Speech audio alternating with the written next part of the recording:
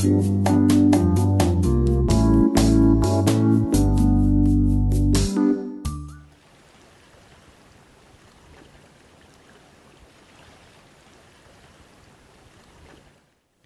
territorio di Bosa, cittadina medievale classificata come uno dei borghi più belli d'Italia e situata in provincia di Oristano, nella parte occidentale della Sardegna, si sta progettando un intervento di modifica del paesaggio che da alcuni mesi incontra la resistenza di parte dei residenti locali. La società Condotta Immobiliare, controllata dalla holding Ferfina, ha progettato un intervento in cemento di 250.000 m3 da rovesciare su 330 ettari in uno dei litorali più incontaminati e ancora sconosciuti al turismo di massa.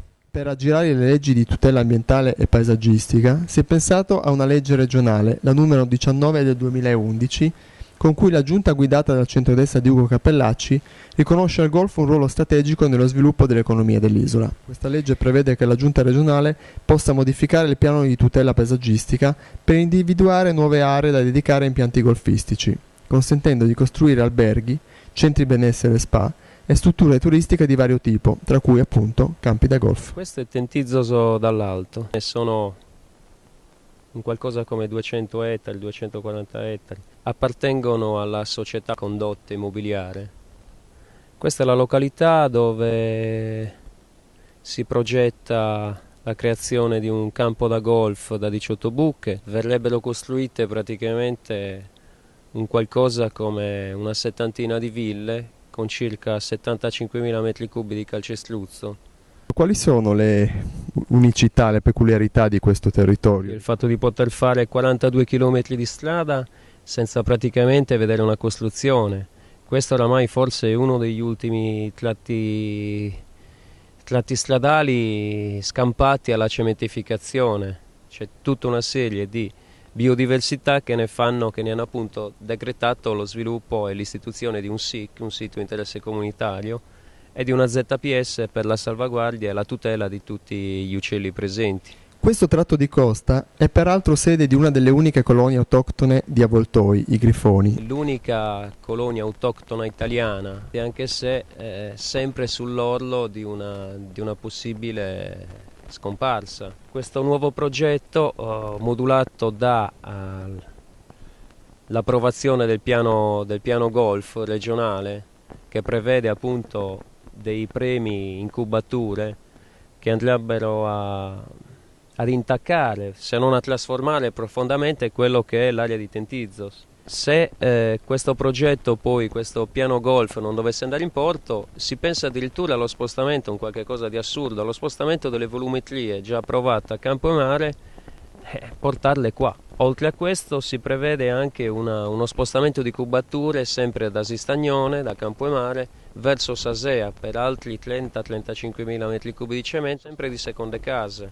In un mercato come quello bosano, che vede circa 450 appartamenti invenduti, a tutt'oggi non c'è una legge che consenta di fare questo. Secondo la Condotta Immobiliare, quali sarebbero le ricadute per la popolazione bosana in termini di lavoro, in termini economici? Si tenta di forzare la mano proprio in questo periodo di crisi, illudendo il bosano della prospettiva di lavoro, di crescita, cifre che parlano di 1500 posti di lavoro per la realizzazione di questo progetto e una ricaduta non meno di 500 posti di lavoro in seguito per la gestione. Sono dei miraggi veri e propri, dei sogni per giunta già venduti sin dal 2007-2008 e mai realizzati. Investimenti del genere in Sardegna ne sono stati fatti già tanti. La Sardegna è la terra delle contraddizioni, perché è la terra del miraggio della Costa Smeralda, ma certamente è quello che può dare economia e dare benessere alla Sardegna.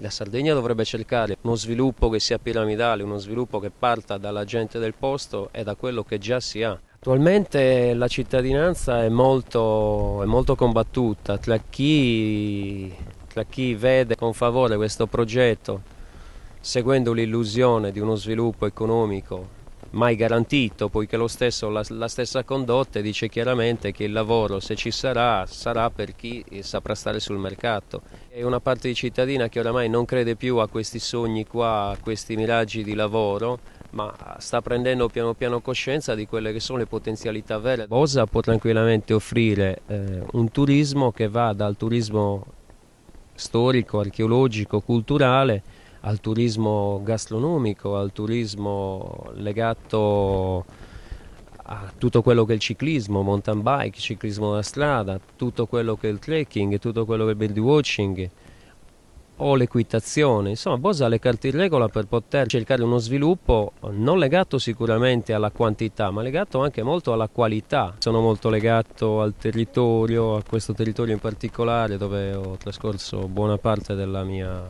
fanciullezza. Mio nonno è stato un allevatore che aveva il possesso praticamente sia dell'ovile di Tentizzaso che dei pascoli alti qua della collina.